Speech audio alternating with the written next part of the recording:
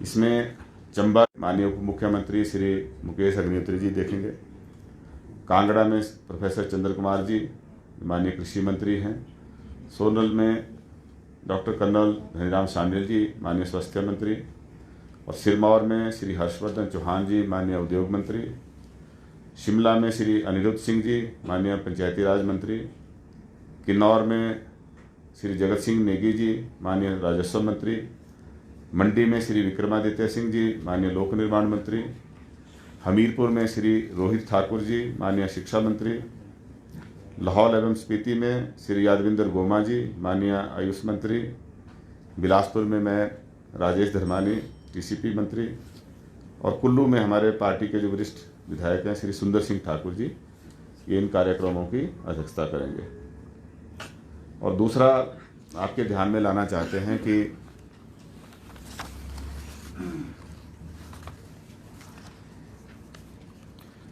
अक्टूबर 2023 में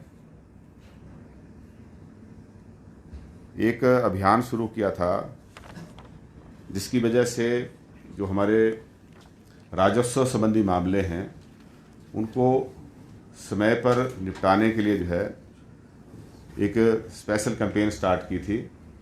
क्योंकि आप जानते हैं कि बहुत सारे जो रेवेन्यू रिलेटेड केसेस हैं वो सिविल कोर्ट से लेकर हाई कोर्ट सुप्रीम कोर्ट तक जो हैं वो चले हैं, और कई जगह ऐसा भी देखने को मिला है कि लैंड रिलेटेड इश्यूज़ की वजह से ही जो है वो कई बार क्रिमिनल केसेस भी ओरिजिनेट होते हैं।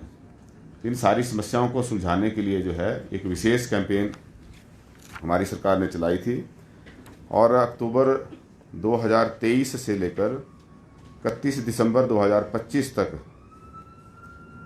कुल 5,10,257 राजस्व मामले थे, उनका निपटारा किया गया।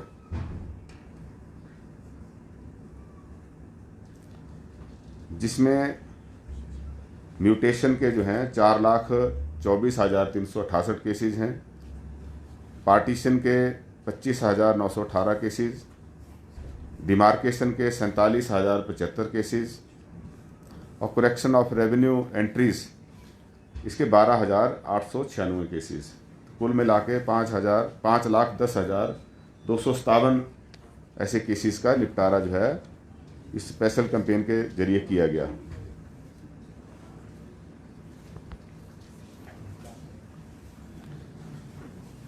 दो जनवरी 2026 को माननीय मुख्यमंत्री श्री सुखविंदर सिंह सुक्खू जी ने एक इसकी रिव्यू बैठक की राजस्व विभाग की, और जिसमें उन्होंने निर्देश दिए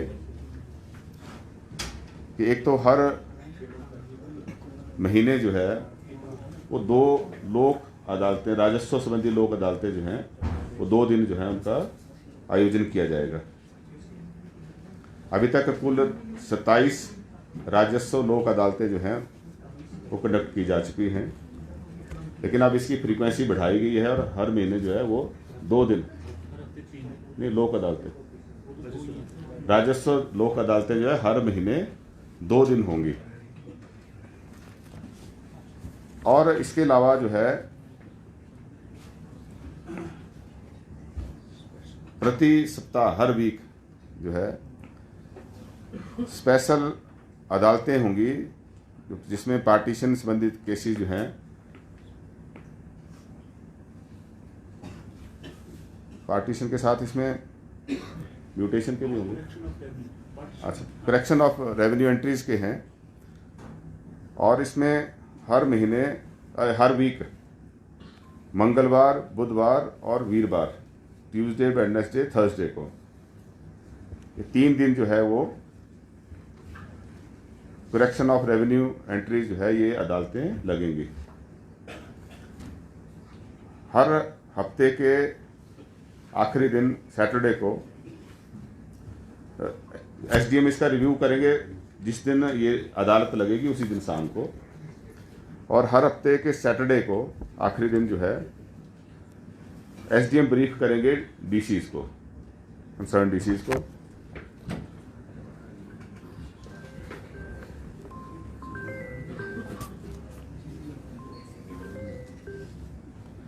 और उसी दिन जो है डीसी ब्रीफ करेंगे एसीएस रेवेन्यू को। और फिर जो नेक्स्ट मंडे होगा उसमें एसीएस रेवेन्यू पूरी स्टेट की ब्रीफिंग देंगे माननीय राजस्व मंत्री को। और जो हर महीने का आखिरी सोमवार होगा, last Monday of every month,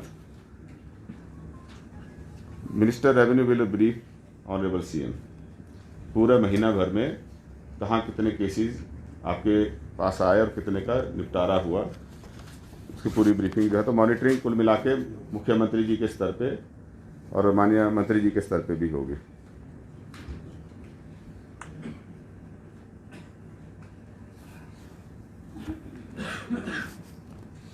और इस काम को एक्सपीडाइट करने के लिए, क्योंकि कई जगह पे हमारे राजस्व अधिकारियों की पद खाली हैं और ऐसे में जो है जो पटवारी से लेकर तहसीलदार तक जो राजस्व अधिकारी रिटायर हो चुके हैं, उनकी सर्विसेज लेने के लिए, उनको री एंगेज करने के लिए जो है संबंधित जिलाधीश को ही सारी पावर्स दी हैं। पहले अपॉइंटिंग अथॉरिटी को थी, लेकिन उसमें पटवारी कानूनों की पावर जो थी वो डीसी के पास थी, लेकिन जो नायब तहसीलदार और तहसीलदार की एसीएस रेवेन्यू या कमिश्नर के पास थी। तो अब ये सारी पावर जो है डेलीगेट की गई है कंसर्न डीसीज को। और इसमें क्योंकि तहसीलदार की पहले ऐसी री एंगेजमेंट नहीं होती थी, इसमें इस लिस्ट में जो है तहसीलदार को भी री एंगेज करने का प्रोविज़न किया है और जो इनका रिम्यूनरेशन है पर मंथ उसको भी बढ़ाया है, क्योंकि ये देखने को मिला कि जो पहले री एंगेजमेंट करने के लिए जो रिम्यूनरेशन दे रहे थे वो काफ़ी कम था, तो कई जगह पे हमें अधिकारी नहीं मिल रहे थे। तो ये जो स्पेशल कैंपेन चलाई है, तो इसमें इनकी सहायता से जो है आदरणीय मुख्यमंत्री जी ने आदेश दिए हैं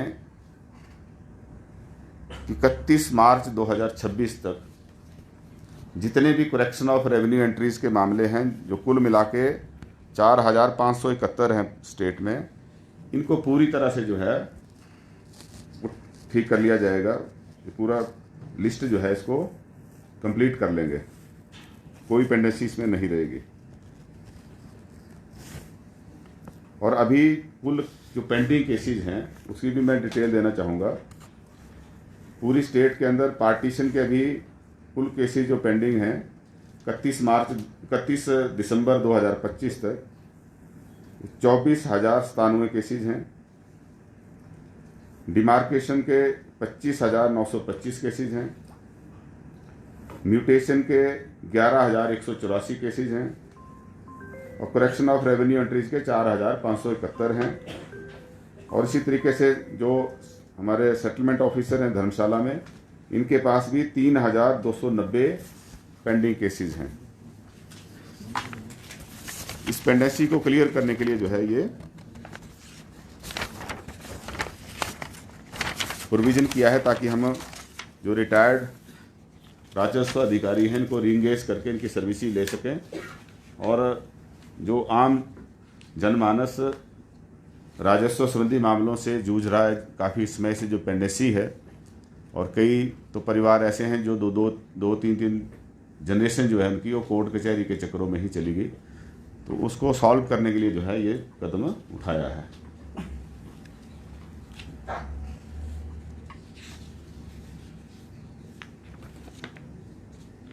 ये तो सारे एड्रेस हो गए।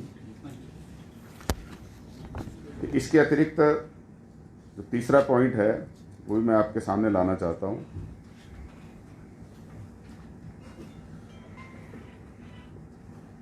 कुल मिला के जो हमारा रिसोर्स मोबिलाइजेशन का रिसोर्स बढ़ाने के लिए जो कदम उठाए हैं, उसकी वजह से सकारात्मक परिणाम उसमें देखने को मिले हैं। और 1 अप्रैल 2023 से लेकर 30 सितंबर 2025 तक 26,683 करोड़ रुपए का राजस्व जो है कुल प्राप्त हुआ। और पूर्व की सरकार के इसी कार्यकाल की अगर हम उसकी तुलना करें तो 3,800 करोड़ रुपए जो है अधिक राजस्व हमें इससे प्राप्त हुआ है। 1 अप्रैल 2023 से 30 सितंबर 2025 तक 26,683 करोड़ रुपए का कुल राजस्व प्राप्त हुआ, जो पूर्व सरकार के कार्यकाल से अगर इसकी तुलना की जाए तो ये 3,800 करोड़ रुपए अधिक बनता है।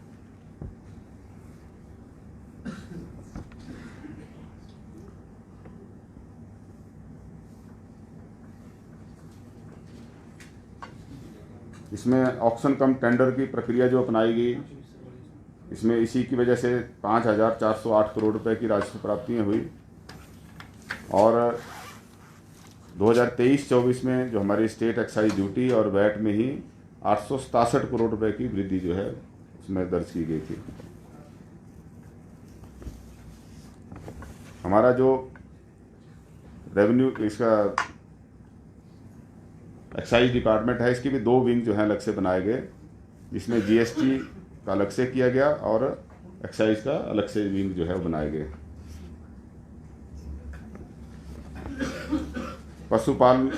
पशुपालकों को लाभ देने के उद्देश्य से जो है शराब की प्रति बोतल पर 10 रुपए का मिल्क सेस लगाया था, जिससे हमें अभी तक 287 करोड़ रुपए की राजस्व प्राप्ति हुई है। और वित्त वर्ष 2024-25 में देशी शराब पर 2 रुपये प्रति बोतल और अंग्रेजी तथा विदेश से आयात की गई शराब पर 5 रुपये प्रति बोतल पीके टैक्स लगाया था, प्राकृतिक खेती टैक्स, है ना, जिससे 25 करोड़ रुपए की राजस्व प्राप्ति हुई है।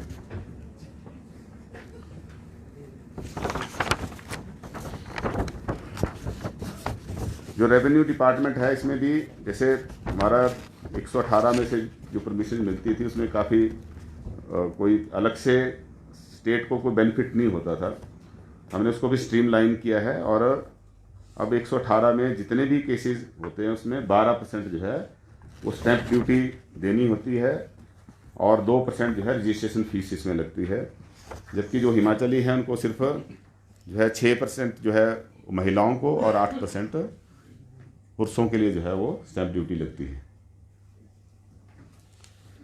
और आप जानते हैं कि जैसे वाइल्ड फ्लावर हाल का केस था, उसमें हमें 300 करोड़ की जो है पैसा मिला और 2.25 करोड़ रुपए जो है हर महीने वही कंपनी जो है अब उन्होंने स्टेट को देना शुरू किया है।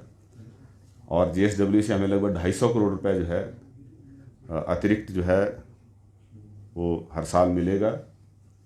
और इसके लिए लंबी लड़ाई जो है हमारी सरकार ने लड़ी है,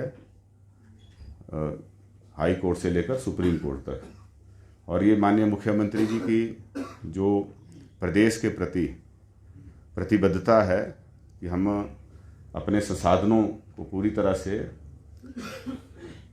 हिमाचल के हित में, जहाँ से भी लीकेज थी, जहाँ से भी हमारे जो अधिकार थे जिनके साथ पूरी तरह से हमें जितना राजस्व मिलना चाहिए था उतना नहीं मिल रहा था, तो उसके लिए हमने लंबी लड़ाई लड़ी और आज इसमें हमें सफलता मिलना शुरू हुई है।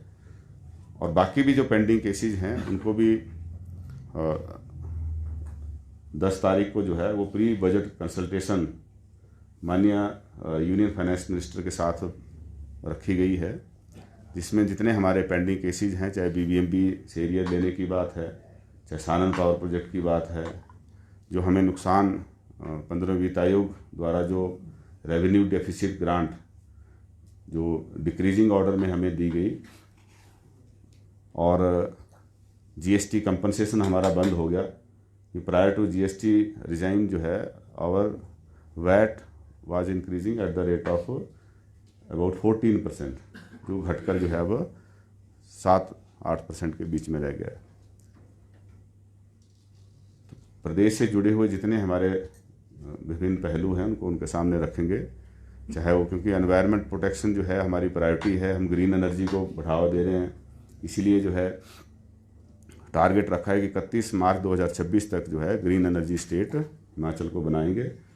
और ग्रीन व्हीकल उसके लिए हम इलेक्ट्रिक व्हीकल के जरिए जो है ग्रीन ट्रांसपोर्टेशन को, सस्टेनेबल ट्रांसपोर्टेशन को जो है वो बढ़ावा देने के लिए कदम उठाए हैं, चाहे वो इलेक्ट्रिक टैक्सी के माध्यम से है या दूसरी जो गाड़ियां हैं इलेक्ट्रिक गाड़ियां, उनके ऊपर सब्सिडी 40% तक देने का हमने जो है नीति बनाई है।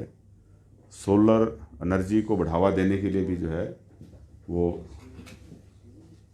प्रदेश के जो हमारे युवा हैं उनके लिए सरकार ने अलग से नीति बनाई है, ताकि हम ग्रीन एनर्जी को ज़्यादा से ज़्यादा जनरेट करके प्रदेश के पर्यावरण को बचाने के लिए जो है अपना योगदान दें।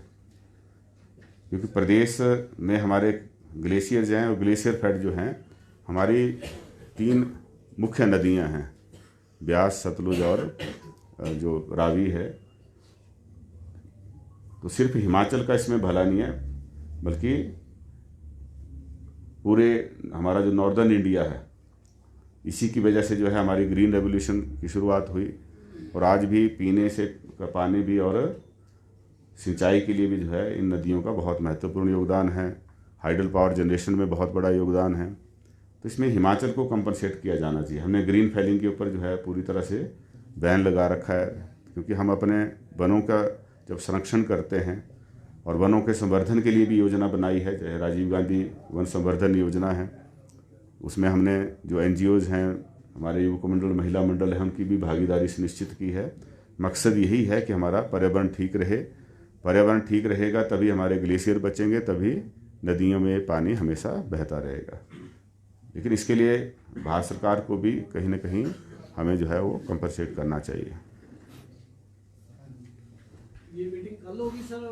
कल होगी। किस मंत्री के अध्यक्षता में सर? केंद्रीय वित्त मंत्री जी के। और सीएम साहब जाएंगे सर? ना, मैं जाऊंगा, मुझे डेलीगेट किया सीएम साहब ने।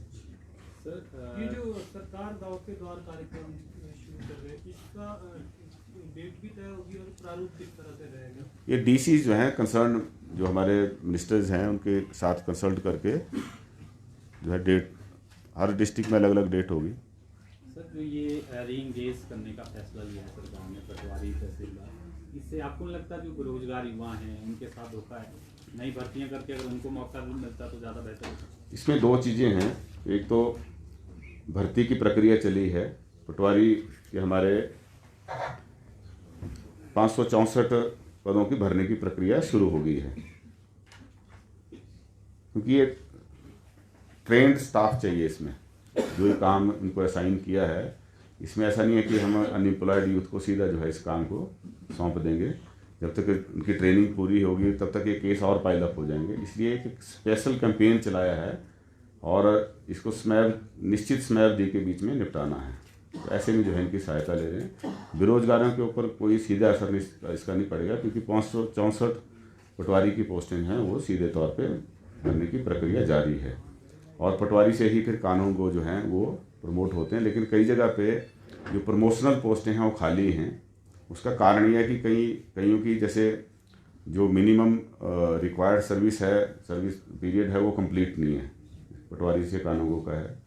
दूसरा, कई जगह पे उनके जितने नेसेसरी डॉक्यूमेंट्स हैं, चाहे ACRs है या विजिलेंस क्लियरेंसेज हैं, कई वेरियस रीजन हैं जिसकी वजह से वो टाइमली उनकी प्रमोशन जो है इन पदों पे नहीं हो पा रही है। तो ऐसे में लोगों को ध्यान में रखते हुए लोगों की जो समस्याएं हैं उनको शीघ्र निपटाने के उद्देश्य से जो है ये कदम उठाया गया। सर एक रिएक्शन देना, जो हाईकोर्ट का आदेश आया है पंचायत चुनाव को लेकर 30 अप्रैल तक जो है प्रक्रिया चुनाव जो है संपन्न करना है, इसका अध्ययन करेंगे। माननीय उच्च न्यायालय का क्या निर्देश है और जो सरकार की तरफ से जो भी कदम उठाने की बात है वो फिर माननीय मुख्यमंत्री जी और कैबिनेट में जो है इसको डिस्कशन के बाद कदम उठाए जाएंगे। क्या सर सुप्रीम कोर्ट का रुख सरकार कर सकती है इस विषय? अब इसके बारे में मैं नहीं बोल सकता उसमें। सर भाजपा कह रही है कि आप लोग भाग रहे थे चुनाव से, अब अदालत के आदेश के बाद अब मजबूरी में चुनाव करवाने पड़ेंगे। भाजपा को लोगों ने यही काम दिया है कि आप 5 साल तक जो हैं उसी तरह के तथ्यों को तोड़ मरोड़ करके लोगों के पास पेश करते रहें। सर एक हिम चंडीगढ़ बसा रही है सरकार, उसका विरोध हो रहा है, तो सरकार किस तरह से देखती है? विरोध कोई नहीं कर रहा, भारतीय जनता पार्टी के लोग कर रहे हैं। लेकिन उनसे ही हम ये पूछते हैं कि लगभग 15,000 से ज़्यादा परिवार चंडीगढ़ की पेरीफेरी पे बस गए। तो ऐसे में क्या सरकार का ये दायित्व नहीं बनता है कि हम अपने शहर बसाएं, क्योंकि जो हमारे शहरों की कैरिंग कैपेसिटी है वो ऑलरेडी जो है सैचुरेशन लेवल से ऊपर पहुंच गई है। अब शिमला में आप देख लो, जितनी कैरिंग कैपेसिटी है उससे ज़्यादा लोग यहाँ बस गए, जिसकी वजह से कई तरह की समस्याओं का सामना हमें डे टू डे बेसिस पे करना पड़ रहा है। और भारतीय जनता पार्टी की ही सरकार दिल्ली में है, वो भी न्यू टाउनशिप के लिए जो है कई तरह के इंसेंटिव देने की बात करती है। चैलेंज फंड का उन्होंने किया, कई जगह पे जहाँ बीजेपी रूल्ड स्टेट्स हैं वहाँ भी नए शहर बस रहे हैं। अगर हरियाणा में गुड़गांव नहीं बसा होता तो आज हरियाणा जितने राजस्व की प्राप्ति होती है उसमें 60% जो है अकेले गुड़गांव से प्राप्त होता है। अगर पंचकूला नहीं बसा होता, चंडीगढ़ के आसपास के जो शहर बस गए, ये पिछले 20-25 सालों में बसे हैं। ये इसलिए बसे क्योंकि हिमाचल प्रदेश ने जो लोगों की हाउसिंग नीड थी उसको हम पूरी तरह से एड्रेस नहीं कर पाए, और आज इसके ऊपर जब चिंतन मनन किया गया तो नए शहर बसाएंगे और इसकी प्रक्रिया शुरू कर रहे हैं। सहमति दी है लैंड। सर, विपक्ष कह रहा है कि अपने बिल्डर्स को प्रॉफिट देने के लिए इस तरह का जो है टाउनशिप किया जा रहा है। इनका मैं कहूँगा कि बौद्धिक दिवालियेपन का वो शिकार हैं। डेवलपर अभी कहाँ से आ गए उसमें? अभी तो लैंड लेने की प्रक्रिया चली है और ये लंबी प्रक्रिया है। इसमें एनवायरमेंटल इम्पैक्ट असेसमेंट भी होगा, सोशल इम्पैक्ट असेसमेंट भी होगा। इसमें कम से कम 1.5 से 2 साल लगेंगे, और इसमें प्रक्रिया अपनाने के बाद पूरी जब प्रक्रिया हो जाएगी उसके बाद ये तय करना है कि किस तरीके से इसको आगे डेवलप करना है। और भारतीय जनता पार्टी के समय में क्यों 200 बिल्डर को उन्होंने यहाँ पे फिर ज़मीन दी? क्यों उनको 200 से ज़्यादा बिल्डर हैं जो भारतीय जनता पार्टी के समय हिमाचल प्रदेश में, जिनको 118 में परमिशन दी गई घर बनाने के लिए, फ्लैट बनाने के लिए, है ना। अगर ये इतना गलत था तो उन्होंने क्यों दिया? लेकिन सबसे बड़ा घोटाला तो हिमाचल प्रदेश में हुआ जो महज 1 रुपये पर स्क्वायर मीटर के हिसाब से, मतलब 752 रुपये पर बीघा के हिसाब से जो है लैंड, हजारों बीघा ज़मीन जो है वो अपने चहेते जो उनके बिजनेसमैन थे उनको दी। जिस ज़मीन की कीमत 1 बीघे की 1 करोड़ रुपए से ज़्यादा है, उसको 752 रुपये पर बीघा के हिसाब से दी। 4,500 बीघा से ज़्यादा ज़मीन दी है। सर, जाठिया देवी ऐसे घोटाले अब हमारी सरकार में नहीं हो रहे, ना होंगे। सर, जाठिया देवी में 2014 में न्यू टाउनशिप के लिए ज़मीन ली गई। सर, 10 साल से ज़्यादा का समय हो गया, तो सर ये जो आपका बद्दी में लिया जा रहा है तो इसको क्या टाइम बाउंड मैनर रखेंगे कि ये भी कौन? समय लगेगा। मैंने कहा जैसे बहुत सारी ऐसे प्री रिक्विजिट्स हैं जिनको पूरा करने के बाद ही जो है वो शहर बसाया जा सकता है। उसमें पानी का है, बिजली का है, सड़कों का है, आपके जहाँ नालों के चैनलाइजेशन का है, फॉरेस्ट से भी, मतलब जैसे पेड़ है उसमें पेड़ों को अगर काटना है, नए लगाने हैं, तो बहुत लंबा प्रक्रिया है। हो सकता है इसमें अभी तक 2, 4, 5 साल लग जाएं, है ना। लेकिन हम प्रक्रिया शुरू कर रहे हैं ताकि फ्यूचर में जो हमारी हाउसिंग नीड्स हैं उसको हम फुलफिल कर सकें।